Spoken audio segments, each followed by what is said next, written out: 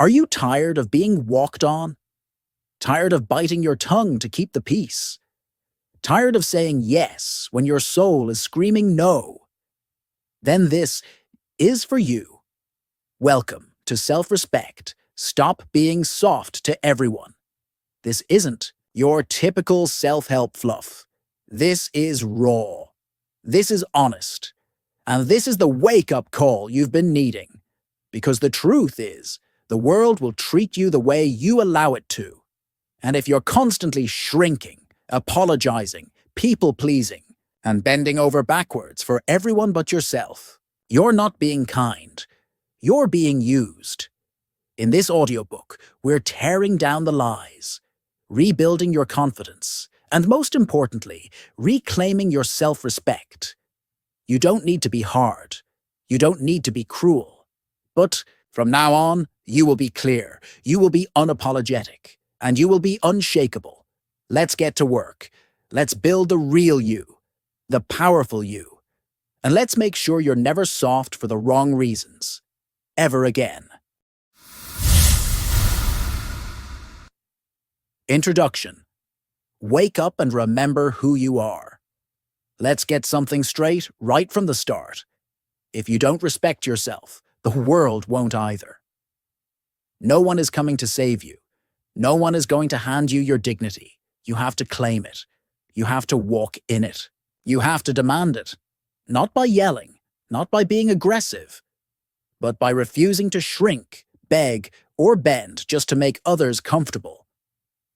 We live in a world that constantly pushes you to be softer, gentler, quieter, more agreeable. Don't be too much. Don't make anyone uncomfortable. Don't say no. They'll think you're selfish. And over time, without even noticing it, you begin to trade pieces of yourself for approval. You become agreeable to a fault, helpful to the point of exhaustion, kind, but empty, polite, but resentful, liked, but disrespected. That is the price of being too soft to everyone. And it's too damn high. Why self-respect is the foundation of everything. Self-respect isn't just some vague motivational idea. It's the root, the base, the foundation on which everything else in your life is built. If you don't respect yourself, you'll tolerate bad relationships. You'll settle for jobs that drain your soul. You'll say yes when everything inside you is screaming no. You'll allow people to cross your boundaries again and again because you think being nice is more important than being whole. But when you do respect yourself, everything changes. You stop chasing, you stop proving, you stop begging to be seen. You walk into a room differently, you speak differently, you move differently, because you know who you are, and you won't let anyone cheapen it. That is the power of self-respect. The cost of being too nice or too soft. Let's call it out. Being too nice often comes from fear. Fear of rejection, fear of conflict, fear of not being liked, fear that if you finally speak up, you'll lose people. So instead, you become the peacemaker, the helper, the one who's always there, the one who never complains, the one who bends and breaks just to keep things easy for others. And what do you get in return? Burnout, frustration, a mountain of silent resentment. People-pleasing becomes your identity, and somewhere along the way, you forget what you even want. You've spent so long tending to everyone else's needs that your own voice got buried. But let me ask you this. When has being too soft ever earned you real respect? It doesn't. People don't respect doormats. They wipe their feet on them. It's time to stop being soft, not in the sense of becoming cold or cruel, but in the sense of developing a backbone, of standing your ground, of honoring yourself, like your life depends on it, because in many ways, it does. What this book is, and what it isn't, this audiobook is not about becoming rude. It's not about arrogance. It's not about being unkind or turning bitter. And it's definitely not about pushing people away just to feel powerful. This is about alignment. This is about clarity. This is about strength. It's about learning how to live a life where your peace doesn't get traded for popularity, where your kindness doesn't come at the cost of your sanity, where your value isn't tied to how useful, available, or accommodating you are to others. This book will challenge you. It will confront you. It will call out the parts of you that have been living small, soft, and silent for too long. But it will also build you, piece by piece, word by word. It will help you remember who you were before the world convinced you to water yourself down. A personal challenge to you. Before we go any further, I want to lay down a challenge. Not to impress me. Not to impress anyone else. Just for you. As you've listened to each chapter, I want you to commit to one thing: radical honesty. No pretending. No justifying. No brushing off hard truths. Ask yourself, where am I letting people walk all over me? Where am I shrinking when I should be standing tall? Where have I been too soft? And what has it cost me? This isn't about blame. It's about awareness. And from awareness comes power. And from power comes change. So if you're tired of being overlooked, if you're tired of being drained, dismissed, disrespected, if you're ready to reclaim your voice, your worth, and your self-respect, then this audiobook is for you, and it's going to shake something loose inside of you. Let it. What to expect from the next 10 chapters? Over the next 10 chapters, we're going to go deep. Each one is packed with hard truths, relatable stories, practical tools, and most importantly, actionable steps. You'll learn how to recognize when you're being too soft and what to do about it, how to stop apologizing for existing, how to say no and mean it without guilt, how to set boundaries that actually work, how to walk away from what no longer serves you, how to build a version of yourself that commands respect without ever raising your voice. And by the end, you won't just understand self-respect, you'll live it. It'll be in your voice, your decisions, your walk, your presence. Final words for the introduction. Let this be the last day you let people confuse your kindness for weakness. Let this be the moment you draw the line and say, no more. No more being soft for the sake of peace. No more silencing yourself just to avoid discomfort. No more pretending you're okay when you're not. You don't owe the world your softness. You owe yourself your truth. And your truth, your real, bold, confident truth, is powerful. So take a deep breath, stand tall, and get ready. Because the old you, the soft you, is gone. And the version of you who respects themselves enough to walk away from anything that dishonors their worth, that version is about to rise. Let's begin. Chapter 1. The Price of Being Too Nice. You probably didn't even realize it was happening at first. You were just trying to be helpful. You thought it was the right thing to do. To say yes, to stay quiet, to put others before yourself. You believed, maybe even deeply, that if you were good to people, they would be good to you. That if you were soft, flexible, understanding, they would recognize your loyalty and treat you with the same care. But here you are, tired, frustrated, and starting to wonder, when is it my turn?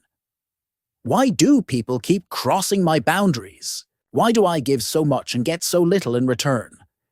This is the unspoken reality for so many people. Being too nice comes at a cost, a heavy one. The hidden costs of being overly accommodating. Let's talk about the price tag on your niceness. It's invisible at first. You say yes to things you don't want to do. You go out of your way to help people who rarely, if ever, do the same for you. You stay quiet to avoid conflict. You make yourself small so others can feel big. You suppress your needs, your truth, your emotions, all in the name of keeping the peace. But here's the reality. Every time you do that, you pay a price. You pay with your time. You pay with your energy. You pay with your mental health. You pay with your self-worth. And eventually, you pay with your identity. Because you forget who you were before you became the nice one. Let that sink in. Signs you're being taken for granted. You don't always realize you're being taken for granted. That's the tricky part. It's subtle. It sneaks up on you. But here are some red flags. People only reach out when they need something. Your no is taken as a personal offense, while their no is perfectly acceptable. You're constantly the reliable one. But no one checks on you. You overthink everything you say, worried someone might take it the wrong way. You feel guilty for setting boundaries. You often say yes, and then secretly hope plans fall through. You're always the one compromising, and rarely the one being considered. That's not kindness. That's a one-sided relationship dynamic, rooted in self-abandonment. The hard truth? People get used to the version of you that they benefit from, and the more you bend, the more they expect you to. You become the default doer, fixer, emotional, cushion, the one who keeps the peace. But peace doesn't live in your own heart. You're breaking on the inside just to hold everything together on the outside. Emotional labor, exhaustion, and internal resentment. There's a name for the weight you're carrying. Emotional labor. It's the unpaid, unspoken work of managing other people's feelings, moods, expectations, and reactions. You're always on, always thinking ahead, always anticipating everyone else's needs before they say a word. And it drains you. You start waking up tired. You snap at small things. You feel irritable but don't know why. You fantasize about disappearing, just for a while. Not because you hate people, but because you're tired of always being available. That exhaustion, that quiet burnout, that's the emotional cost of always trying to be liked, accepted, or needed. And here's where it gets worse. Over time, all that emotional labor turns into resentment. You begin to resent your partner, your friends, your job. You even start to resent yourself for not speaking up sooner. You bottle it all up, and that internal storm starts to spill over. In your health, in your mindset, in your relationships. But you keep smiling. You keep saying, it's fine. You keep playing the role of the easygoing, dependable one, even though your soul is begging you to take the mask off. The difference between kindness and weakness. Let's be clear. Kindness is a strength. Kindness is a choice. Kindness is beautiful when it comes from a place of overflow, not obligation. But being too nice isn't always kindness. Sometimes it's fear in disguise. Fear of conflict. Fear of abandonment. Fear of being seen as difficult. Fear that if you finally say what you really feel, people will walk away. But you have to understand, there is a world of difference between being kind and being weak. Kindness says, I see you, I respect you, and I respect myself too. Weakness says, I'll shrink myself so you don't feel uncomfortable. Kindness can draw a line and say, that's not okay with me. Weakness keeps the peace by pretending everything is fine, when it isn't. You're not here to be a doormat. You're not here to be endlessly available to people who wouldn't lift a finger for you. You're not here to make everyone else comfortable at the expense of your own truth. You were made for more than that, and the first step is learning to tell the difference between being kind and being compliant. Why society rewards niceness and how it can betray you. Let's not ignore the system here. We live in a world that rewards nice behavior, especially from those who are easiest to take advantage of. The workplace wants you to be a team player, even when you're being exploited. Relationships want you to be easygoing, even when you're being mistreated. Social circles want you to keep the peace, even when your boundaries are being trampled. You know why? Because your softness makes things easier for them. They don't have to adjust. They don't have to consider your needs. They don't have to be accountable. As long as you stay nice, quiet, flexible, and accommodating, they benefit. But you lose parts of yourself one yes at a time. The betrayal comes when you finally do speak up, and suddenly people act like you're the problem. How come you've changed? You never used to say no. Why are you so difficult now? Let me say this with no hesitation. You are not difficult. You are just finally respecting yourself. And anyone who makes you feel guilty for that was only comfortable with the version of you that served them. You were not born to be soft for everyone. If this is hitting you in the gut, good. That means something inside of you is waking up. You are not here to be endlessly understanding to people who are careless with your time. You are not here to be soft for people who harden every time you show emotion. You are not here to be passive just so others can be comfortable. You are not here to be agreeable just to be accepted. You are here to live in truth. You are here to walk in self-respect. You are here to stand tall, even when your voice shakes. There is power in being kind. But that power dies the moment your kindness becomes self-neglect. So ask yourself, where am I giving too much? Who have I allowed to cross my boundaries? Where am I saying yes when I mean no? It's time to reclaim your energy. It's time to set the tone. It's time to stop being too nice and start being real. This doesn't mean being cruel.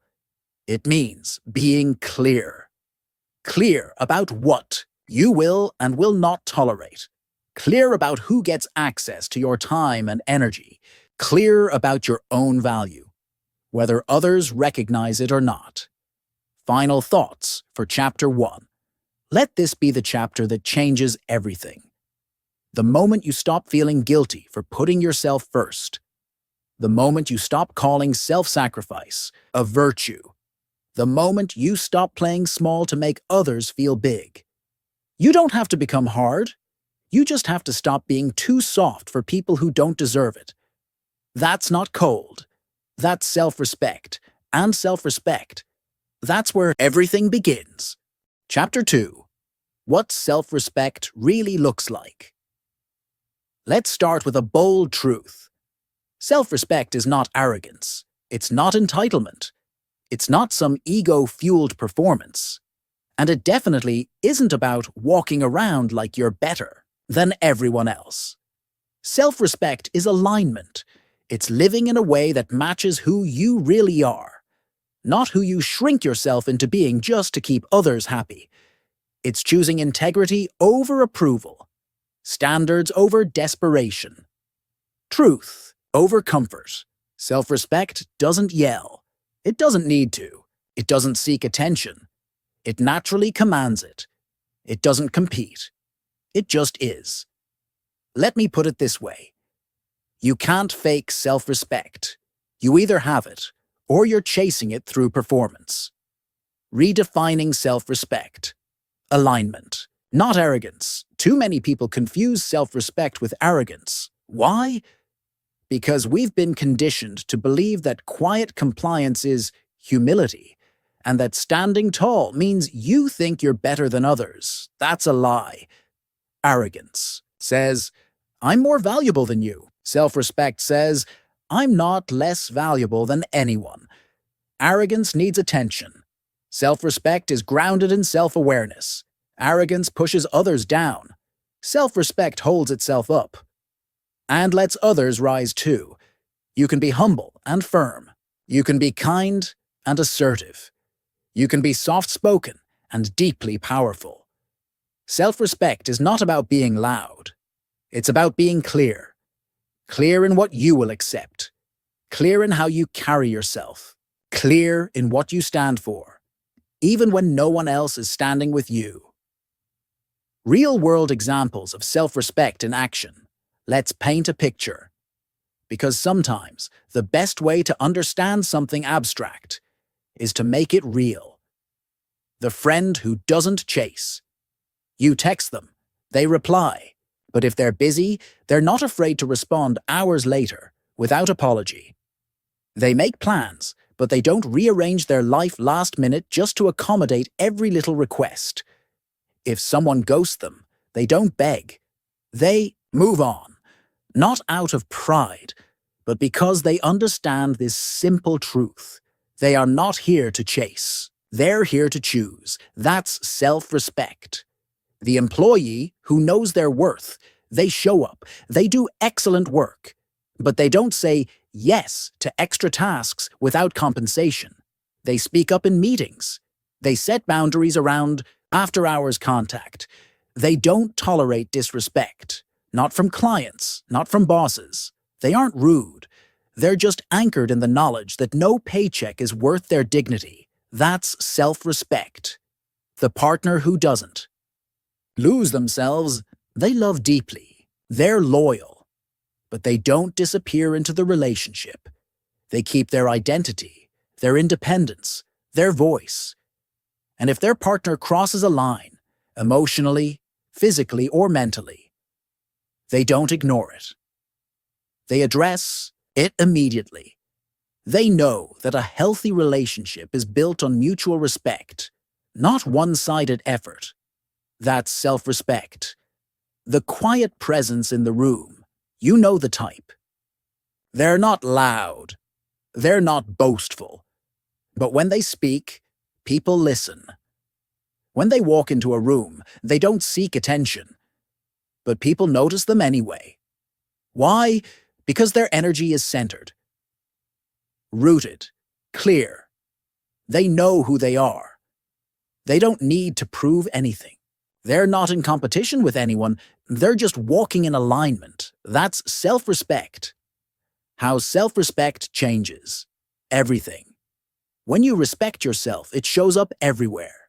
Not just in your thoughts, but in your body, your choices, your relationships. Your posture changes. You sit up straighter. You walk into rooms without shrinking. You no longer feel like you need to hide. Your voice changes. You stop using softeners like, "I'm sorry, but," or, "if that's okay." You say what you mean. Calmly, directly, clearly. Your relationships change. You stop tolerating disrespect, even if it comes from people you love. You stop chasing people who treat you like an option. You start attracting people who recognize your value. Because you recognize it first. Your decision-making changes. You don't say yes just to avoid guilt. You don't explain yourself endlessly. You don't wait for someone else to tell you your value. You know it. Self-respect isn't something you talk about. It's something you live through every decision you make. Habits that reflect real self-respect. Now, let's get practical. Because theory means nothing without action. Here are everyday habits that silently scream, "I respect myself." You say no without explaining yourself to death. You don't over-apologize. You don't write a 5-paragraph essay to justify your boundaries. You trust that no is a complete sentence. You take care of your body, not out of vanity, but out of honor. You don't punish yourself through workouts. You don't shame yourself over food. You move, nourish, and rest, because your body is not a tool for validation. It's a vessel of power. You stop participating in conversations that drain you. No more gossip. No more complaining just to fit in. No more entertaining negativity to be polite. You guard your energy like it's sacred. Because it is.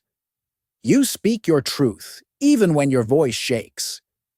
You don't bite your tongue to keep others comfortable. You don't agree just to keep the peace. You say what's real, with respect, but without fear. You walk away when respect leaves the room. No begging, no pleading, no chasing. You don't wait for someone to treat you right. You remove yourself, with grace, with finality, with your head held high. The inner shift, from external validation to internal recognition. Let's be honest. A lot of us confuse being liked with being worthy. We live for compliments, for approval, for claps. We think if enough people validate us, maybe we'll finally feel whole. But that's not self-respect. That's emotional dependency dressed up as confidence.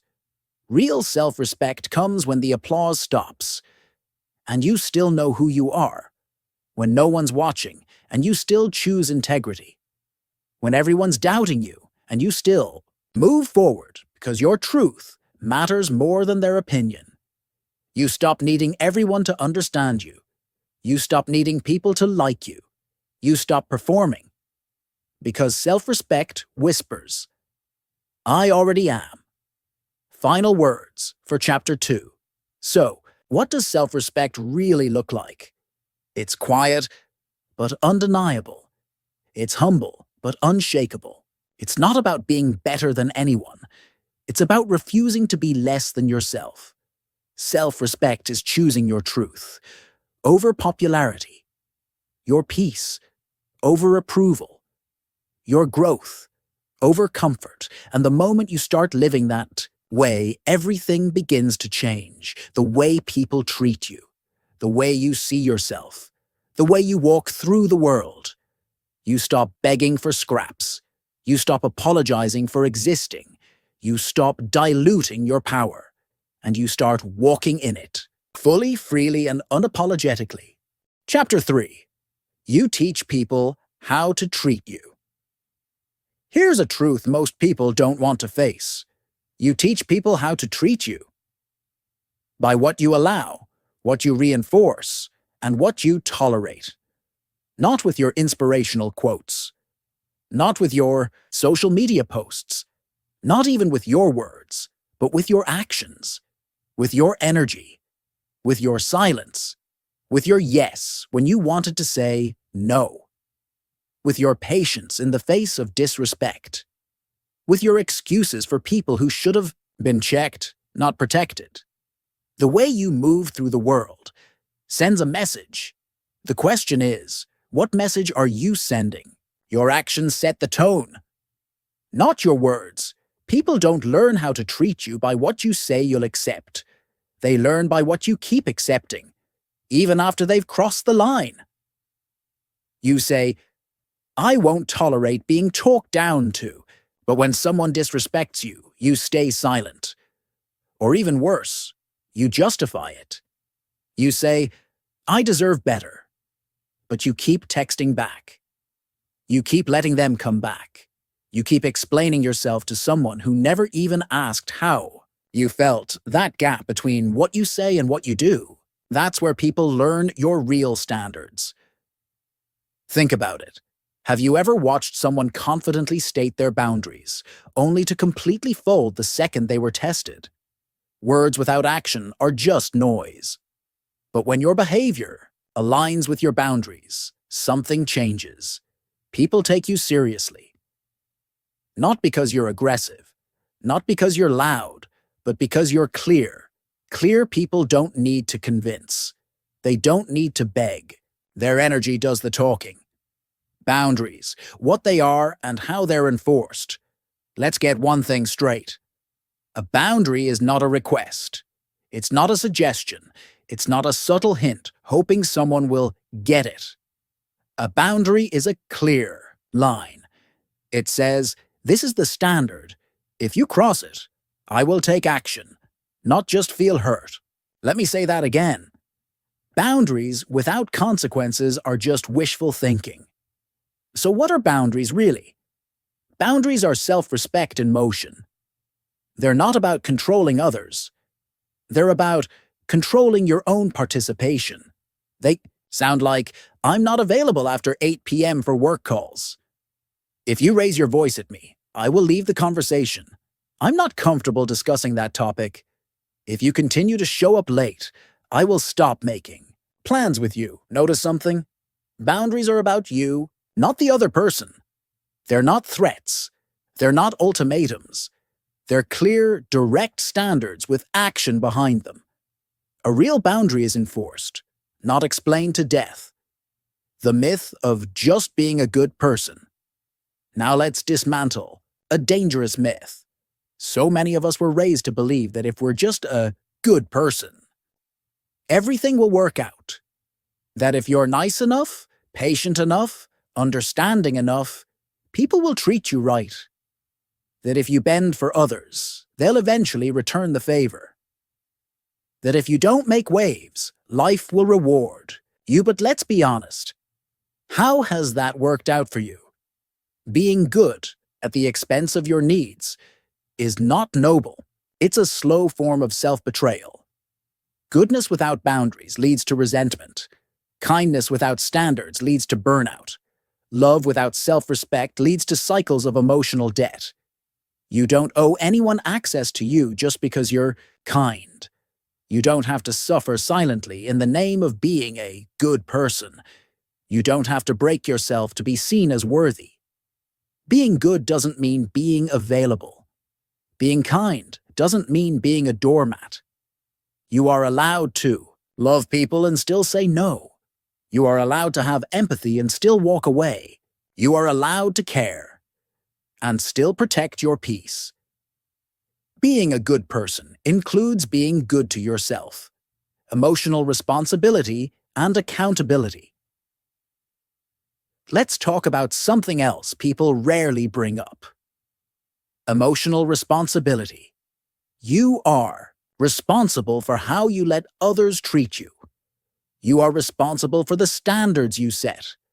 You are responsible for the silence you maintain. Now, that doesn't mean it's your fault when people mistreat you, but it does mean you play a role in whether or not they get to continue. Every time someone disrespects you and you say nothing, you're teaching them that it's okay. Every time you make excuses for someone's behavior, you're training them that your boundaries are flexible. Every time you stay in a situation that drains you, hoping things will magically change, you're avoiding the responsibility of changing it yourself. Accountability isn't always comfortable, but it's empowering, because once you own your role, you realize this. You don't need to fix them. You just need to fix your participation. You don't need to argue, prove, or convince. You just need to act. Walk away. Stop responding. Say no. Take your energy back and do it without drama, because it's not about them. It's about you. Real-life stories. How boundaries shift relationships. Let me tell you a few real-life scenarios, the kind that actually happen, not just theory in a book. The woman who stopped explaining herself. There was a woman, call her Maya, who always felt the need to over-explain. Every time she said no, she felt she owed a long, detailed reason. One day, she decided to stop. She began saying, "No, I won't be able to do that," and leaving it at that. Guess what happened? At first, people were confused. A few got irritated. But over time, they adjusted. They realized they couldn't guilt her anymore, and her confidence grew. Why? Because she finally taught people that her time was not up for negotiation. The guy who stopped chasing his friends. Let's talk about Eric. Eric was always the one making plans, reaching out, checking in. He started to feel like he cared more than anyone else in his circle. So he stopped. Just for a month. No texts, no calls, no, "Hey, you good?" You know what he found? Only 2 friends noticed. The rest faded into silence. It hurt. But it also healed. Because now he could build friendships with people who reciprocated. That's not bitterness. That's clarity. The parent who set a new standard. There was a single father, let's call him James, who had grown kids that constantly disrespected his time and space. They'd show up unannounced, ask for favors, interrupt his weekends. James loved them. But he was exhausted.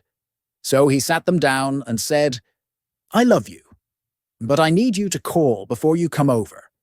I'm happy to help, but not at the cost of my peace." They pushed back, but he held firm.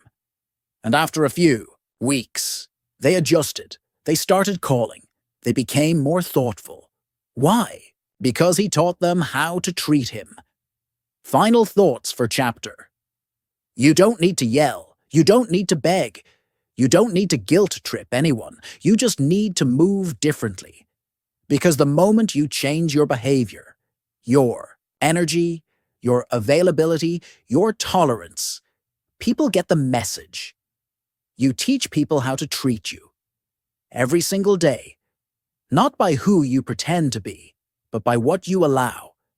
By what you reinforce. By the standards you enforce. Quietly, consistently, and unapologetically. So here's your challenge. Audit your boundaries. Where are you bending? Reflect on your relationships. Who only respects your words, but not your limits? Commit to one act of self-respect this week. One place you stop explaining. Stop justifying. Stop tolerating. You don't owe everyone access to you. Your peace is not a community project. Your energy is not up for auction. It's time to teach the world. This is how I deserve to be treated. And then, back it up with your actions. Chapter 4. Stop apologizing for existing. Let me ask you something. How many times have you said the words, "Sorry, I just had a quick question. Sorry to bother you. Sorry if I'm being annoying. Sorry for taking up space, for having needs, for speaking, for existing." Now ask yourself, were you really sorry, or were you just afraid? Afraid of taking up space, afraid of being judged, afraid of being seen as too much, afraid that being visible makes you a target. But here's the brutal truth. Every time you over-apologize, you teach people that your presence is a problem. And once you convince them of that, they'll start to treat you like one. Over-apologizing. How it trains others to devalue. You think you're being polite. You think you're being low maintenance. You think you're just trying to be easy to work with, easy to live with, easy to love. But what you're really doing is telling the world, "My existence is inconvenient. Let me shrink to make you comfortable." You apologize when you speak. You apologize when you set a boundary. You apologize when you take up time. You apologize for asking for what you need, and slowly, quietly, you disappear. Not physically, emotionally, energetically. Here's what you don't realize. Apologizing constantly doesn't make you more likable. It makes you easier to ignore. Over-apologizing lowers your perceived value. People begin to assume your needs are negotiable. Your time isn't that important. Your ideas aren't that strong. Your presence isn't that impactful. And here's the kicker. They don't mean to devalue you. They just follow the cues you keep giving them. If you keep saying sorry for existing, they'll believe you. Stand tall in your worth.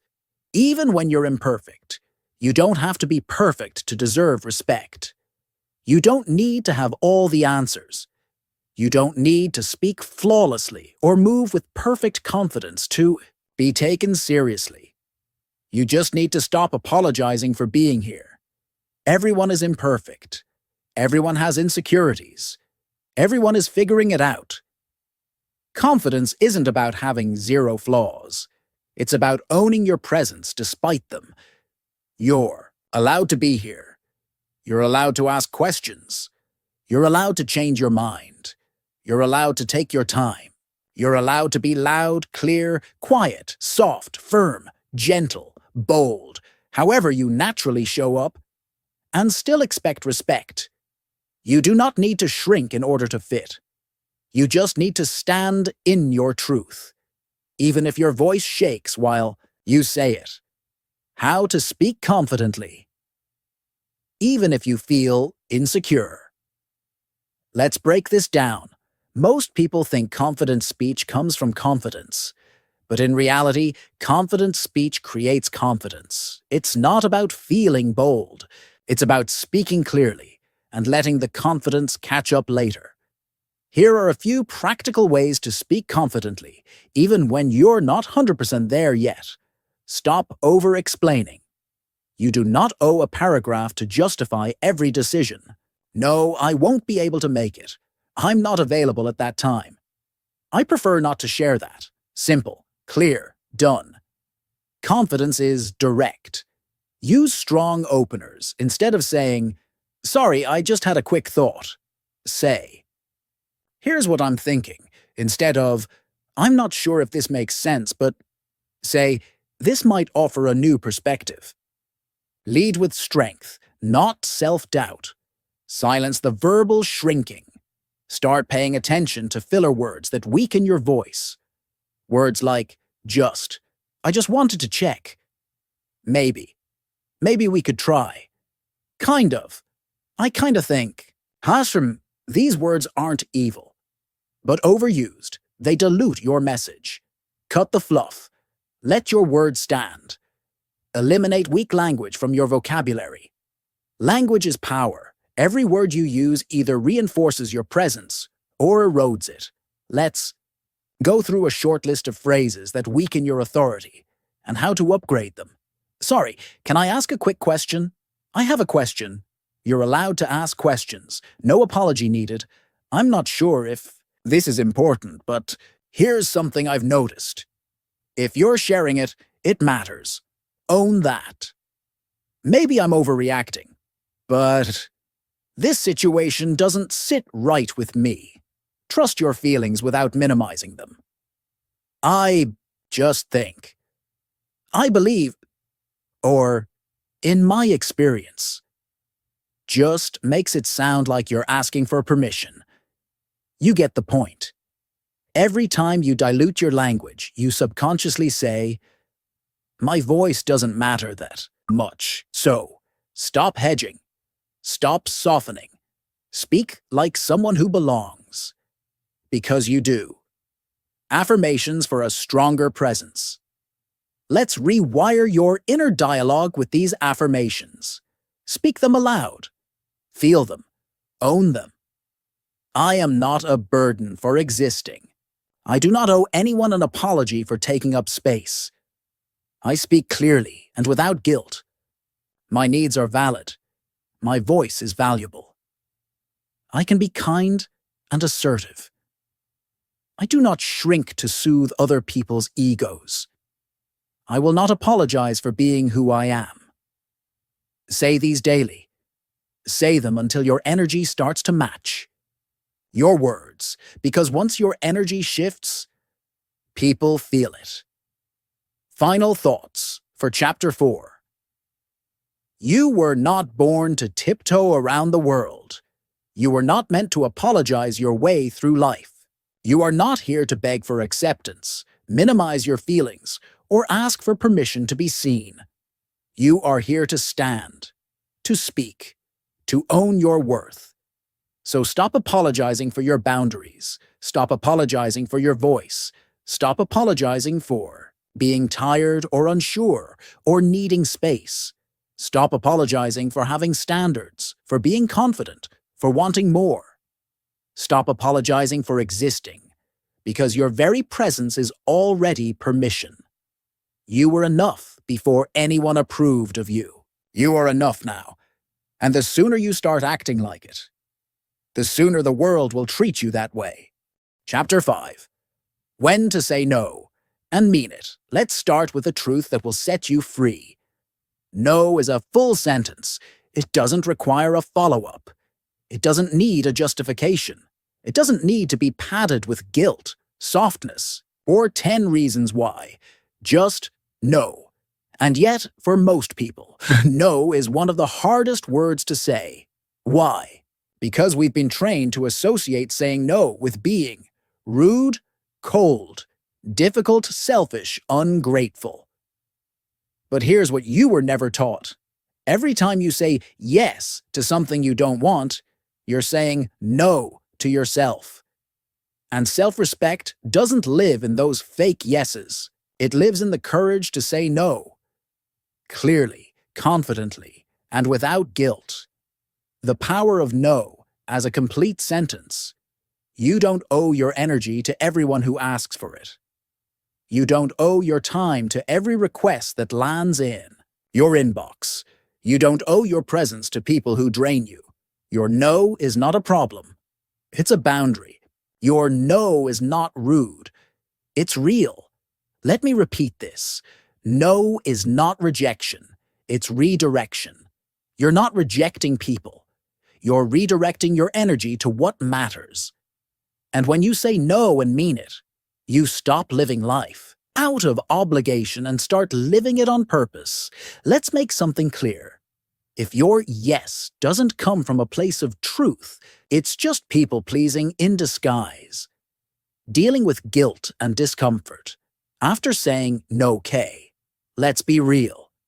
Even when you know saying no is right, even when you say it clearly, even when the boundary is healthy, you might still feel guilt. That little voice creeps in.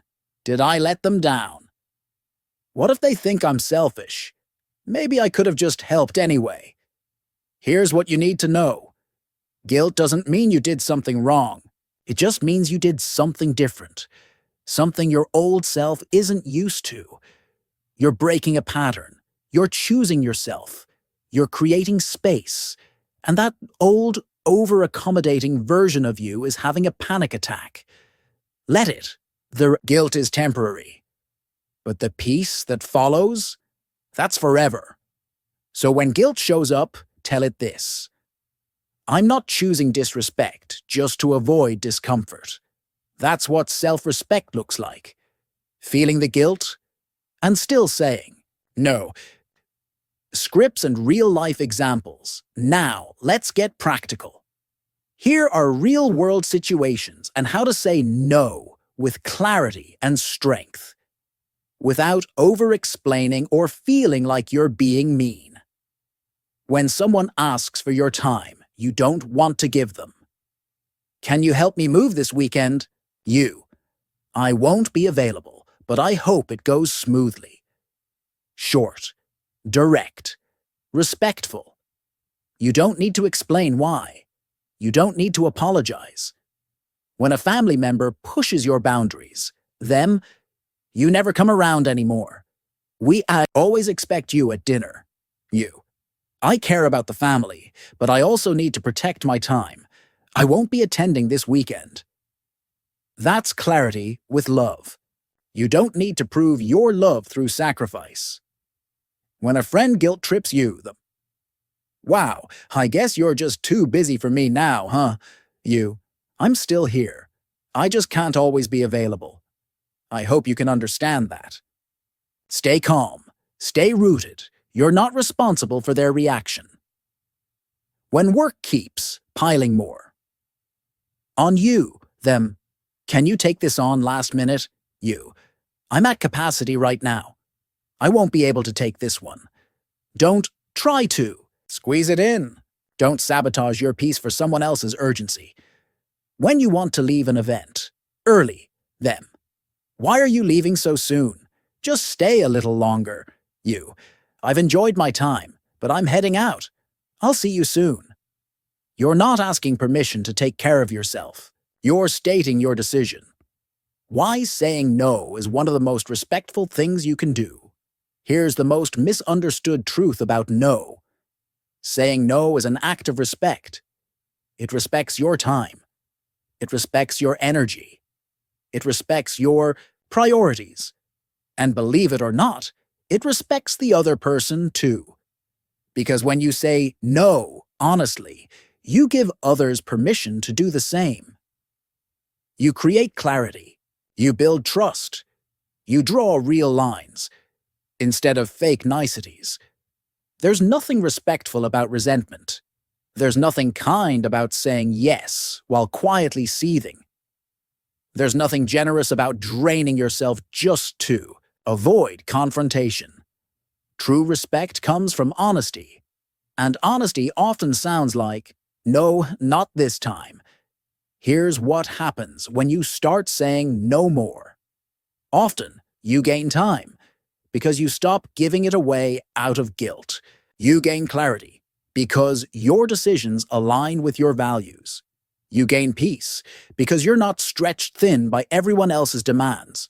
You gain self-respect because your energy is no longer for sale. And the best part? You teach people to take your yes seriously because they know it's real.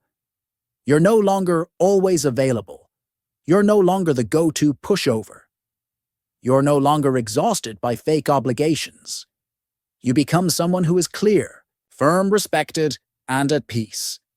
Final words for chapter 5. You don't need a long story to say no. You don't need to cushion your truth. You don't need to feel bad for protecting your peace. You are not cold. You are not mean. You are not selfish. You are clear. You are self-aware. You are done trading your peace for approval. So here's the challenge. Say no this week. Where you would have said yes out of guilt, say it clean. Say it simple. And don't follow it with, "I'm sorry." You're allowed to choose your time, your energy, your peace, and mean it. Chapter 6. Soft on the outside, steel on the inside. Let's get one thing clear. Being kind does not mean being weak. You can be gentle and powerful. You can be compassionate and unshakable. You can lead with love and still have boundaries made of steel.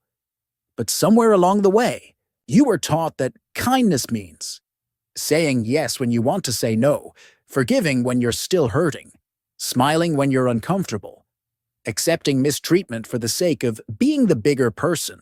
That's not kindness. That's self-abandonment, and self-respect has no room for that. How to keep your compassion without becoming a doormat. Let's talk about the difference between true compassion and people-pleasing. Compassion is rooted in strength. It's a conscious choice to care, to serve, to show empathy, while still honoring yourself.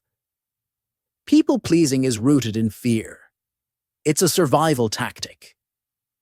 A desperate attempt to stay liked, stay safe, and avoid rejection. Here's the difference in practice. Compassion says, "I care about you." People-pleasing says, "Please don't be mad at me." Compassion says, "I'll help, if I have the capacity." People-pleasing says, "I'll help, even if it destroys me." Compassion says, "I see your pain, but I won't tolerate disrespect." People-pleasing says, "I'll tolerate anything as long as you like me." See the difference? You don't have to become hard, cold, or distant to protect your peace. You just need to lead with compassion and clarity. You can have a soft voice and a strong spine. You can be emotionally generous without letting people walk all over you. Because real strength is calm. Real strength is choice. Real strength is the ability to say, "I love you, but I won't betray myself to prove it." Emotional strength. And how to cultivate it. Let's define something you won't find in most self-help books. Emotional strength is the ability to stay rooted in your values, regardless of how chaotic the world gets around you. It's not about pretending to be unbothered. It's not about never crying, never feeling, never needing help. It's about this: being misunderstood and not scrambling to explain yourself. Being pressured and not folding just to make people happy. Being rejected and still knowing your worth. Being kind and still saying no when you mean no. Emotional strength doesn't always look tough on the outside. Sometimes it looks like pausing before reacting, choosing silence over defense, staying firm when people guilt-trip you, saying, "That's not okay with me," calmly and clearly. It's not flashy. It's not loud, but it's powerful. So how do you build this kind of inner steel? Here are 4 practices to help you cultivate emotional strength. Practice response. Overreaction. When you feel triggered, pause. Don't let anger, guilt, or fear speak for you. Take a breath. Ask yourself, what does my highest self want to say here? Emotional strength is measured in that gap between feeling and reacting. Learn to sit with discomfort. People might not like your boundaries. They might be disappointed. They might push back. That doesn't mean you're wrong. It means you're doing something new. And growth always feels uncomfortable at first. Sit with it. Let the discomfort burn off. Your peace is worth the temporary awkwardness. Honor your word. To yourself, if you say you're going to rest, rest. If you say you won't respond to that text, don't. If you say you're done with someone's games, walk away and stay away. Each time you keep your word to yourself, you become stronger inside. Each time you break that word, you chip away at your own self-respect. Let go of the need to be liked by everyone. Not everyone will like you. Not everyone will understand you. Not everyone is supposed to. The goal is not universal approval. The goal is authentic alignment, to live and speak in a way that reflects who you truly are. That takes courage. That takes steel. Staying grounded in your values without letting people walk over you. Let's say your values are compassion, honesty, loyalty, peace. Great. But how do you live those values without becoming a doormat? Here's the key. You act from your values. You don't let others use them against you. Let's break that down. Compassion doesn't mean tolerating abuse. Honesty doesn't mean oversharing or explaining yourself constantly. Loyalty doesn't mean staying where you're no longer respected. Peace doesn't mean avoiding every confrontation. If someone uses your kindness as a weapon, that's not a relationship. That's manipulation. So ask yourself, am I living by my values or being guilted by them? One is powerful, the other is painful. Stay rooted. Live aligned. But remember, you are not here to be used. How to become unshakable while still being kind. So how do you walk through life soft on the outside? Steel on the inside. Let's bring it all together. Here are 5 rules to live by. Rule 1. Speak gently, but with conviction. You don't need to raise your voice to raise your standard. Speak with calm certainty. That's how people know you mean it. Rule 2. Be generous, not self-sacrificing. It's beautiful to give, but never give what you can't afford to lose. Your time, your energy, your peace. Rule 3. Let people be uncomfortable with your growth. You will outgrow spaces. You will frustrate people who benefited from your silence. Let them feel what they need to feel. That's not your job to fix. Rule 4. Don't confuse peacekeeping with peace. Avoiding conflict isn't always peaceful. Sometimes it's self-betrayal. Choose real peace, not the kind that comes from walking on eggshells. Rule 5. Be kind, not compliant. Kindness is a strength. But if you're always complying, always bending, always saying yes just to keep the peace, that's not kindness. That's fear dressed up in politeness. Be kind, but never at your own expense. Final words for Chapter 6. You don't have to choose between being warm and being respected. You can be both. You can hug people and still say no. You can listen deeply and still walk away when needed. You can care about others without carrying their emotional weight. You are allowed to be soft and still say, You will not cross this line. That's what real power looks like. Not loud, not aggressive, just unbothered, rooted, clear, calm, soft on the outside, steel on the inside. That's the version of you that the world needs, and the version of you that self-respect requires. Chapter 7. The confidence to walk away. Let's start with this truth. If you have to beg for it, it's not real, not love, not respect, not attention, not effort. If someone only shows up when you chase them, if someone only treats you right when you demand it, if you're always the one fixing, reaching, apologizing, then you're not in a relationship. You're in a performance. And the role you're playing, the desperate, accommodating, self-sacrificing version of you, the one who thinks if they just try a little harder, love will finally stick. But let's be honest. Love should not feel like convincing someone to care. Why you should never beg for love, attention, or respect. Let's say this loud for the people in the back. Begging for the basics is beneath you. You are not here to prove your worth to someone who keeps overlooking it. Keep showing up for people who leave you hanging. Shrink yourself just to be tolerable to someone who barely shows up for you. Love, real love, doesn't require you to lose yourself. Respect, real respect, doesn't have to be demanded 24/7. Attention, meaningful attention, doesn't come from crumbs. When you beg, you hand over your power. When you beg, you teach people that your standards are flexible. When you beg, you reinforce the idea that you'll settle for anything, just to not be alone. Let me tell you something that changed my life. The people who belong in your life don't need convincing. If someone can't see your value, you walk. Not because you're bitter, but because you're clear. How to spot one-sided relationships and toxic patterns. Here's the thing. Not every bad relationship looks toxic on the surface. Some of the worst ones look polite, functional. Not that bad, but inside, you're constantly questioning your worth. You're emotionally exhausted. You're giving everything and getting almost nothing in return. Let's break down the signs of a one-sided or toxic dynamic. You're always the initiator.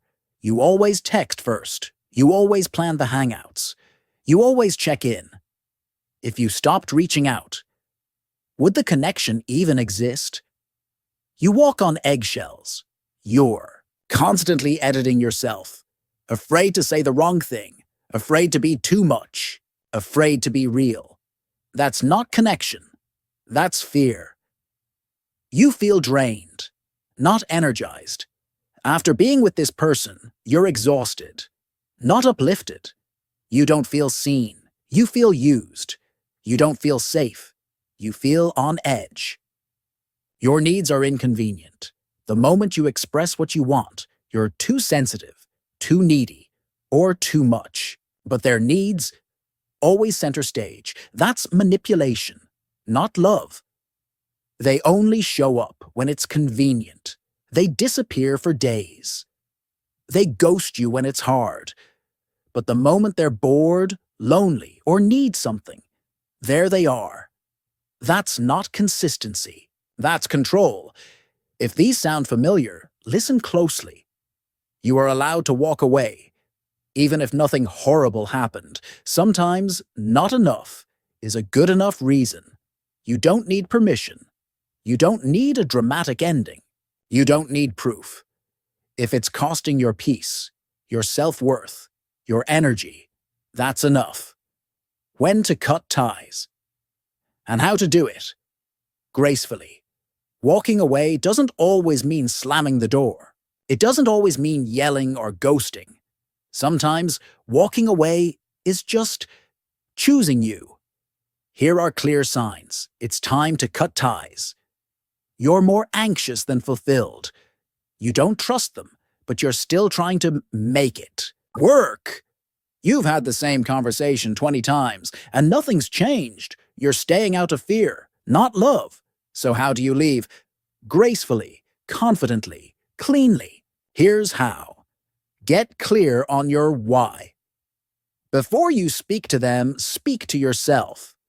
What is this relationship doing to my mental health? My energy? My self-respect? Once you're clear, you don't need permission. Don't over-explain. You don't owe a long story. You don't have to beg them to understand. Say what you mean, and mean what you say. Something like, "This relationship isn't healthy for me anymore. I wish you well, but I need to step away for good." Simple. Honest. Clean. No half walking away. Don't say you're done, then keep checking their socials. Don't block, then unblock. Don't leave the door cracked, just in case. You cannot heal in a place that keeps breaking you. Close it. For real. Prepare for withdrawal. Letting go isn't just physical, it's emotional. You might miss them. That doesn't mean you made the wrong choice. Missing someone isn't a reason to go back. It's part of the process of moving on. You'll feel sad, lonely, lost, maybe. But those feelings? Temporary. Your freedom, that's permanent. What happens when you finally stop chasing people? Let me paint a picture for you. One day, you stop begging. You stop explaining. You stop shrinking. You stop adjusting your entire being just to be accepted. And suddenly, everything shifts. You feel lighter. You feel clearer. You feel powerful. You wake up and realize you don't need to chase love. You embody it. You don't need to beg for attention. You command it by how you carry yourself. You don't need toxic patterns to feel alive. You choose peace over chaos. Walking away isn't just leaving a person. It's leaving behind the version of you that tolerated less than you deserved. Final words for Chapter 7. You don't need to fight to be loved. You don't need to prove your worth to someone blind to it. You don't need to hold on tighter to what's already slipping away. Let go. Not because you stopped caring, but because you started caring about yourself more. You don't chase. You don't beg. You don't force. You choose peace. You choose clarity. You choose self-respect. And from that place, you attract the people, opportunities, and relationships that match your new standard. Because here's the truth. The most powerful thing you can ever say is, "I'm done," and mean it. Chapter 8. Rewriting the people-pleaser identity. Let's begin with a quiet truth. People-pleasing is not your personality. It's a survival strategy. It's a response.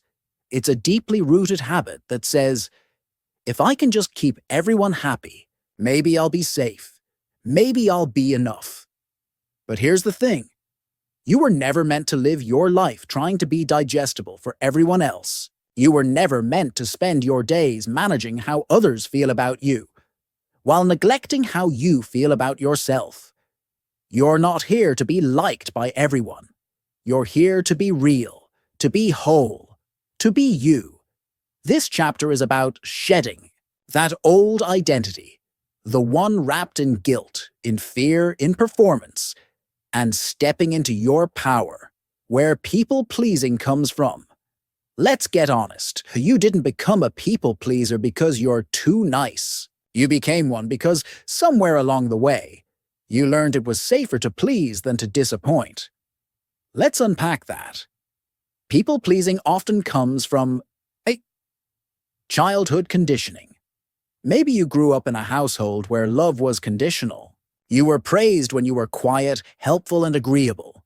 You were punished, ignored, or rejected when you said no, had needs, or expressed big emotions. So, you learned, if I'm perfect, if I make everyone happy, I'll be loved. That belief didn't just fade, it followed you into adulthood. and into every room you walked into. Trauma and survival. Maybe you lived in a chaotic or unpredictable environment, where keeping the peace was a matter of emotional survival.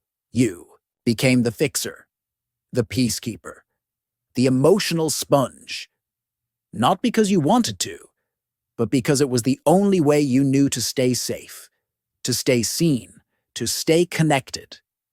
And now, even when danger is no longer present, your nervous system still thinks it needs to perform for acceptance. Insecurity and self-worth. GAP's people-pleasing is often a mask for deeper insecurity.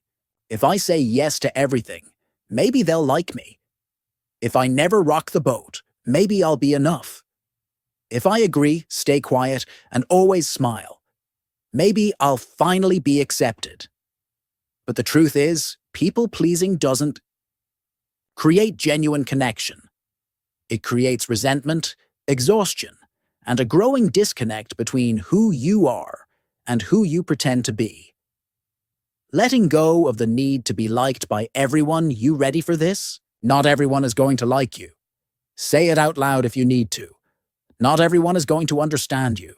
Not everyone is going to approve of your choices, your voice, your growth.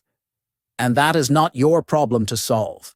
It's your freedom to step into. See, when you're addicted to being liked, you become a watered-down version of yourself. You silence your truth.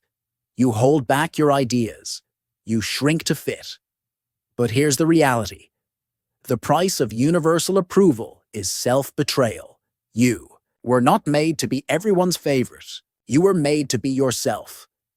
And the right people will feel that. Let go of the need to be liked and watch how much lighter life becomes. Rewiring your mindset for internal validation.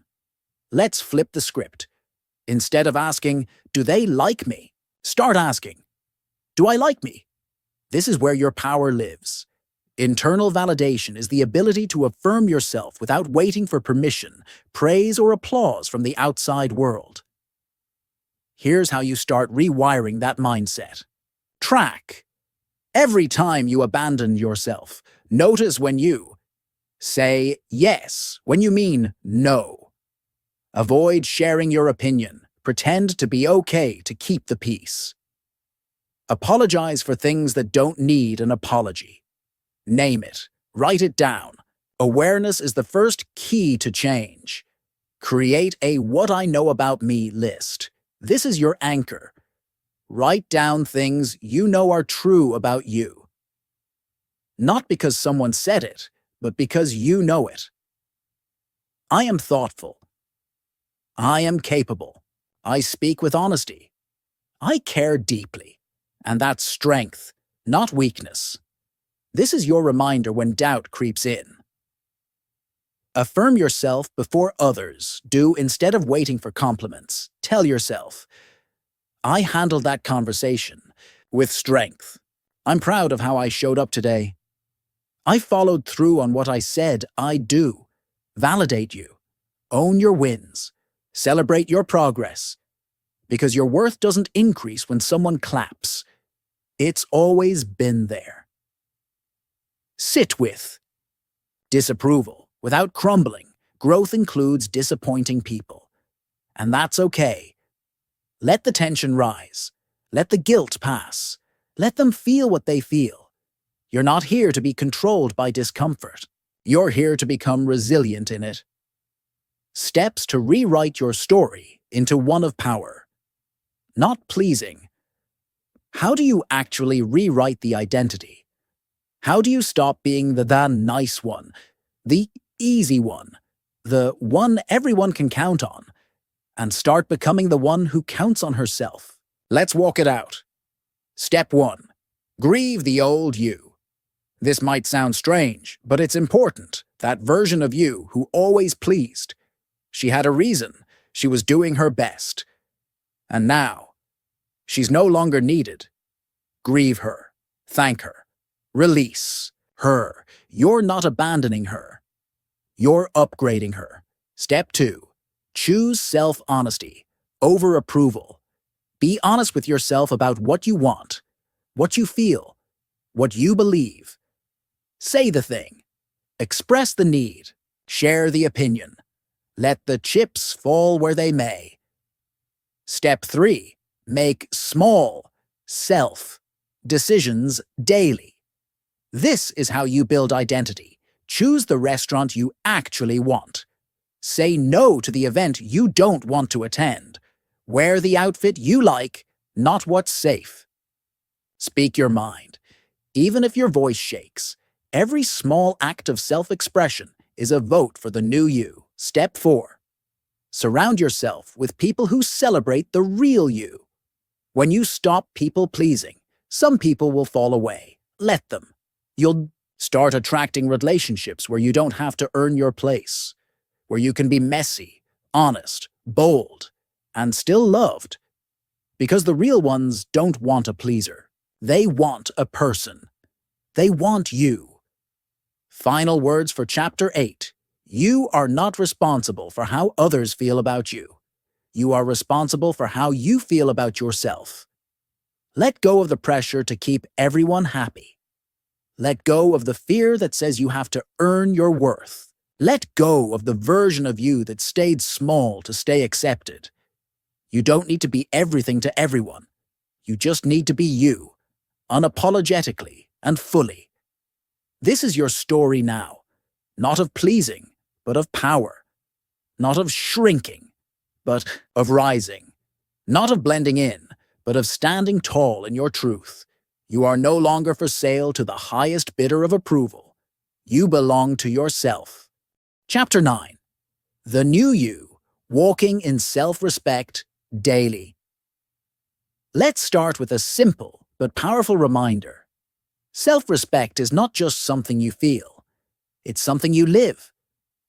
Every day, every choice, every word, every boundary. It's not about being perfect. It's about being aligned with your values, aligned with your worth, aligned with the person you are becoming. You don't just wake up one day with self-respect, you build it, brick by brick, decision by decision, day by day. And this chapter, it's your blueprint. Daily rituals and practices that reinforce self-respect. Let's get practical. Here are daily rituals you can use to anchor your self-respect. So it's not just a concept in your head, but a force in your life. Start the day with intentional language. The first words you say in the morning matter. Don't reach for your phone. Don't scroll someone else's life. Start with you. Say to yourself, I respect myself today. I make decisions that align with who I am becoming. I don't chase, I attract. I don't beg, I build. These words aren't just affirmations, they're instructions to your subconscious. Check in with your boundaries. Every morning ask, where do I need to say no today? Where do I need to stand firm? What would self-respect look like in my schedule, my energy, my time? It could be saying no to an unnecessary meeting, canceling plans that drain you, protecting your focus time. Not picking up that. Call from someone who only takes. Boundaries are built through daily decisions, not one-off declarations. Dress and show up like you. This is not about vanity, it's about alignment. Wear what makes you feel sharp. Stand tall. Walk with purpose. When you carry yourself with self-respect, the world responds accordingly. This isn't about impressing others. It's about respecting yourself enough to show up fully. Choose food, movement, and rest that reflect value. You are not a garbage can. You are not a machine. You are not a slave to hustle culture. Treating your body with care, through what you eat, how you move, and how you rest, is an act of self-respect. Eat food that nourishes. Move because you're alive, not because you hate your body. Rest because you're worthy of recovery, not just productivity. Do one bold thing that scares you, daily. It doesn't have to be massive. Send the email. Speak up in the meeting. Post the thing. Set the boundary. Have the hard conversation. Say the truth. Self-respect grows when you face fear and act anyway. Every time you do, you build the identity of someone who trusts themselves. How to handle backlash or resistance from others. Here's the hard truth. Not everyone will like the new you. The version of you that had no boundaries, that said yes to everything, that kept quiet to keep the peace, that version was easier for them. And when you start respecting yourself, some people will. Guilt. Trip you. Call you selfish. Say you've changed. Try to make you second guess. Your growth, let them. Because here's what's actually happening. They're not mad that you've changed. They're mad that they can't control you anymore. And your job is not to keep other people comfortable with outdated versions of you. Your job is to keep evolving, even when it makes others uncomfortable. Here's how to handle the backlash. Expect it. Don't be shocked. When you upgrade your standards, you expose who was only there for the lower version of you. It's not betrayal, it's clarity. Detach from their guilt tactics. They might say, "You used to be so chill. You've changed. You're overreacting. Breathe. Don't argue. Don't over-explain. Just say, 'I'm making choices that align with where I'm going.' That's it. Stand on that. Know that their reaction says more about them than you. Their discomfort is not your responsibility. Your healing is. Anyone who benefits from your self-neglect will always resist your self-respect. Let them. Building confidence and discipline 1. Small win at a time. You don't build self-respect through grand gestures. You build it through repetition of small, hard things. Let's talk confidence. Confidence isn't loud. It's not arrogance. Confidence is earned trust with yourself. You say you'll do something, and you do it. You say you'll protect your energy, and you follow through. You say you'll walk away if disrespected, and you actually walk. That's where confidence is born. Not in the hype, but in the follow-through. So every small win matters. Waking up when you said you would, finishing the task, saying no when it's hard, putting your phone down and being present, making the uncomfortable call. Each small win is a brick. Stack them daily. Over time, you build an unshakable wall of self-trust, surrounding yourself with people who respect your self-worth. Let's make something clear. You don't just need people around you. You need people who honor your evolution. Because as you grow, you'll notice something. You outgrow certain circles. Circles that normalized self-neglect. Circles that shamed you for having boundaries. Circles that praised you for being the easy one, the yes one, the overgiver. Let them go. Here's who to look for instead. People who challenge you. Without controlling you, they see your potential and hold you to it. Not through guilt, but through encouragement. People who applaud your boundaries. They don't punish you for protecting your energy. They respect your no. They honor your space. That's healthy. People who don't need you to shrink. They don't get threatened by your success. They don't get uncomfortable with your voice. They see you. They welcome you. You attract what you tolerate. And when you start walking in self-respect daily, your circle will naturally shift. Not everyone will stay, but the right ones will find you. Because your new energy doesn't chase, it attracts. Final words for Chapter 9. You're not faking it anymore. You're not waiting for permission. You're not hoping someone else validates you into action. You are building your identity, your confidence, your self-respect daily. Not through talk, but through action. Not through perfection, but through progress. Not through people-pleasing, but through personal power. So tomorrow when you wake up, ask yourself, What does self-respect look like today? And then do that. Because self-respect isn't a destination. It's how you move. It's how you decide. It's how you live. You are the new you now. Don't look back. Chapter 10. Self-respect is the ultimate superpower.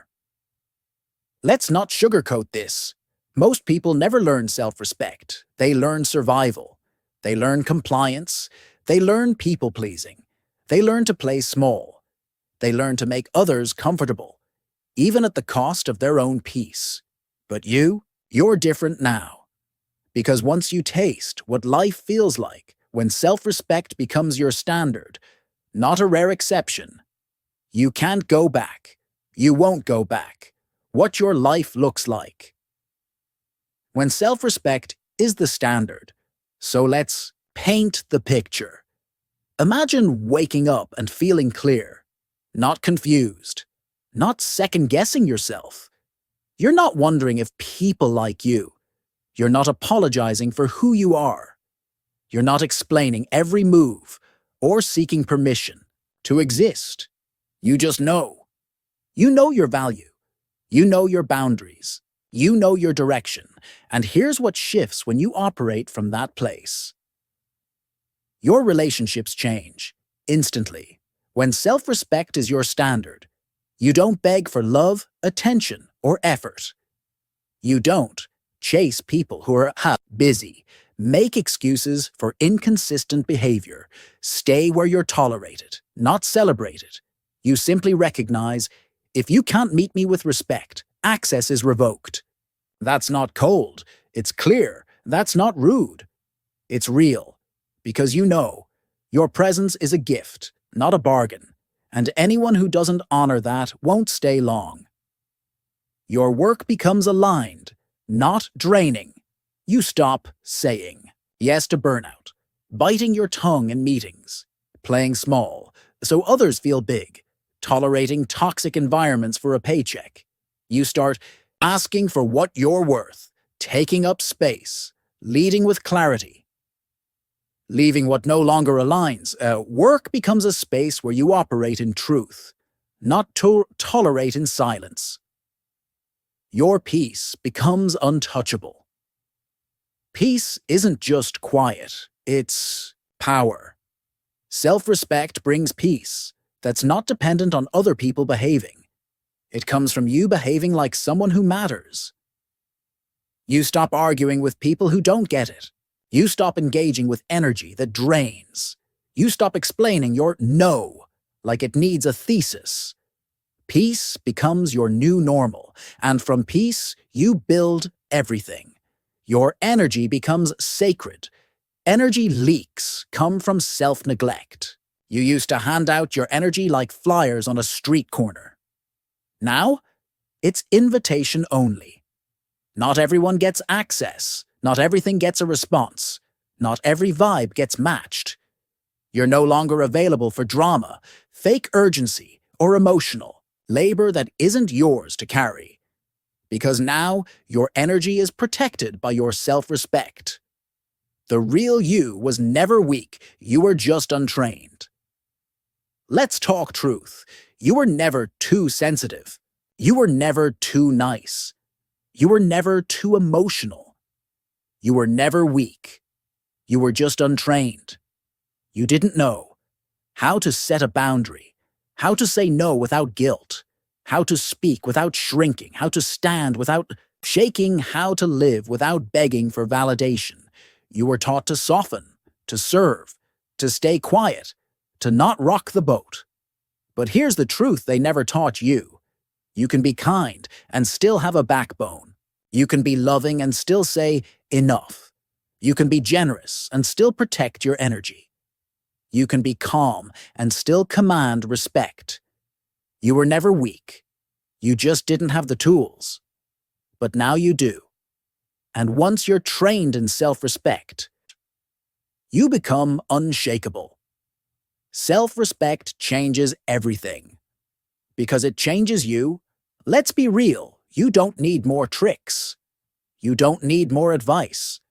You don't need more validation. What you need is standards. Because when your standard becomes, I don't beg, I don't chase, I don't shrink, I don't tolerate disrespect, not even once, your life recalibrates. Low-effort people fall away. Low-value habits dissolve. Low-energy thoughts are replaced with clarity and direction. You stop asking, am I good enough? Will they like me? What if I upset them? And you start declaring, I like me. I respect me. I decide who gets access to me. This is the power of self-respect. It doesn't just change what you do. It transforms who you are. A final call to action. Live boldly. Live unapologetically. Now comes the real test. Because this isn't just a book. It's a blueprint, a mindset, a call to action. So here's your final challenge. Live boldly. Live unapologetically. Walk into the room like you belong. Because you do. Set the boundary, even if your voice shakes. Leave what no longer honors you and don't look back. Choose yourself, daily, fiercely, without guilt. Speak with truth, stand with courage, move with purpose, and above all, don't forget who you are. Because the world doesn't need a softer version of you. It needs the real you, the clear you, the grounded you, the version of you that no longer shrinks to fit, but rises to lead. So don't wait for permission. Your time is now. Stand tall. Speak truth. Move forward. You are no longer soft for the wrong reasons. You are strong for the right ones. This is your superpower. Own it. Conclusion. Never be soft again. Unless you choose to. Let's take one deep breath together. You made it.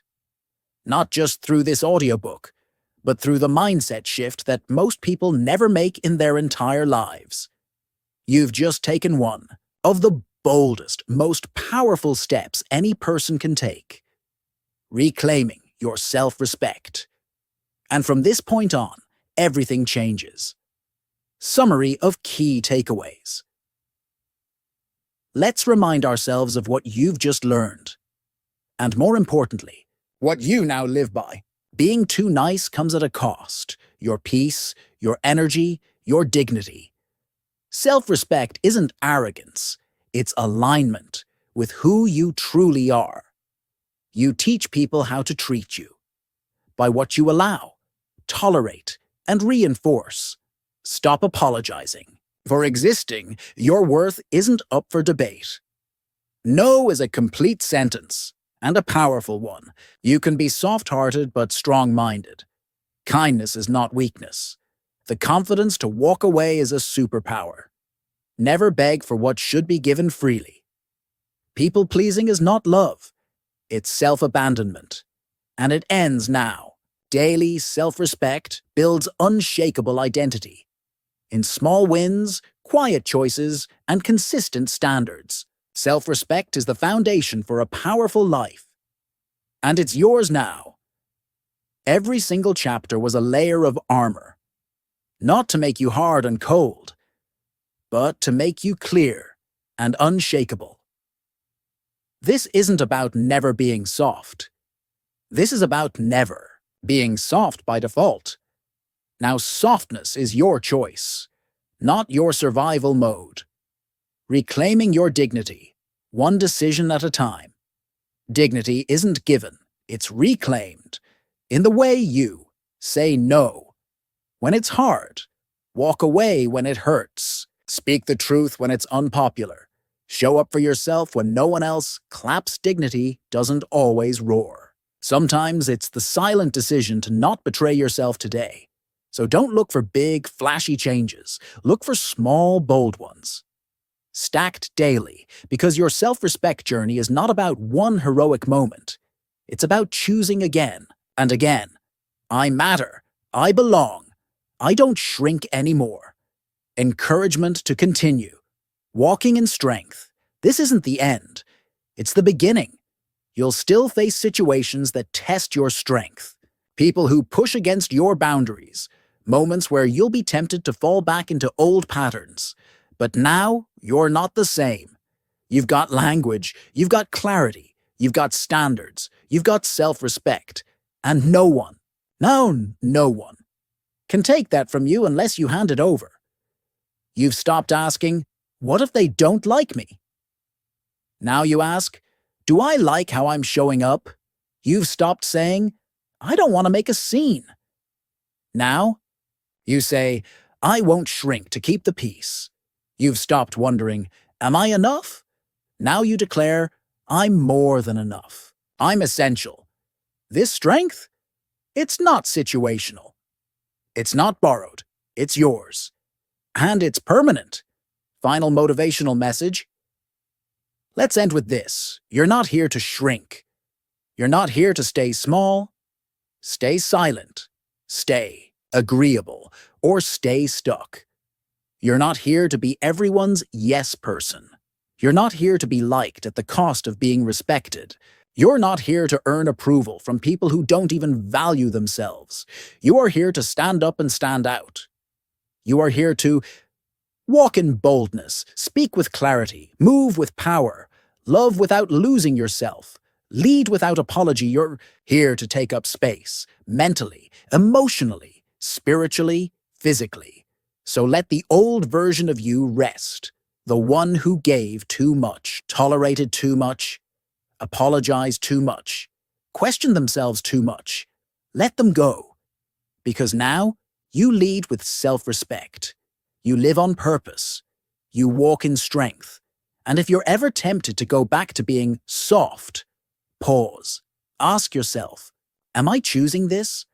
Or am I defaulting to it? If it's a choice, then make it powerfully, but never ever go soft by accident again. You're not soft. You're sovereign. Walk like it. Live like it. Speak like it. The world won't change. Until you do, now go live boldly. The real you is finally here. This is your time. This is your power. This is your life.